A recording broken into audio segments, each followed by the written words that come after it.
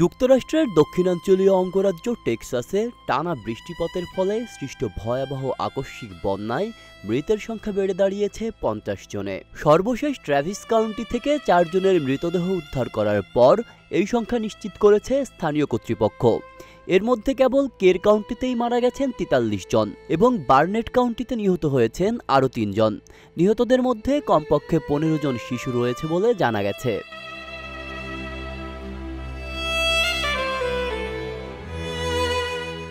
বন্যা পরিস্থিতি নিয়ন্ত্রণে কাজ করছেন শত শত উদ্ধারকারী। কের কাউন্টির শেরিফ ল্যারি লেইথা জানিয়েছেন, যতক্ষণ পর্যন্ত প্রতিটি নিখোঁজ ব্যক্তিকে খুঁজে না পাওয়া যায় উদ্ধার অভিযান থামবে না। এখন পর্যন্ত প্রায় ৮৫০ জনকে জীবিত উদ্ধার করা সম্ভব হয়েছে।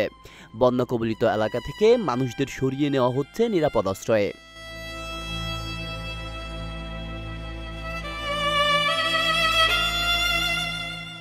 ট্র্যাভিস কাউন্টির গভর্নর গ্রেগ অ্যাবট বাসিন্দাদের উদ্দেশ্যে বলেছেন, ঘুরে দাঁড়ান, কিন্তু ডুবে যাবেন না। বৃষ্টি অব্যাহত থাকলে বাইরে বের হলে সর্বোচ্চ সতর্ক থাকুন।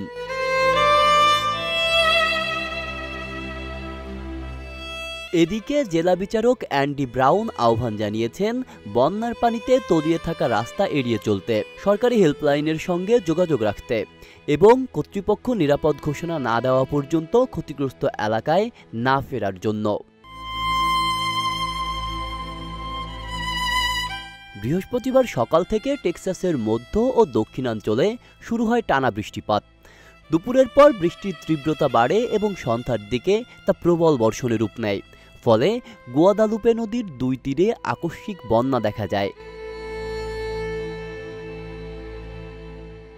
উপগভর্নর ড্যান প্যাট্রিক জানিয়েছেন, মাত্র ৪৫ মিনিটের মধ্যে নদীর পানি বেড়েছে ২৬ ফুট, যা এই বন্যাকে বিধ্বংসী রূপ দিয়েছে।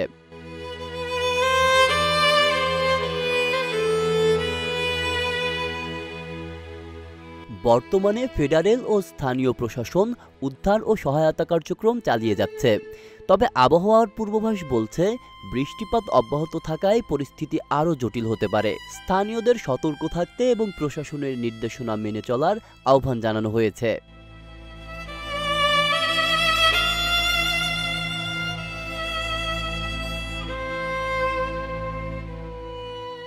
আব্দুল্লাহ রাফসান জনি, ঢাকা প্রকাশ।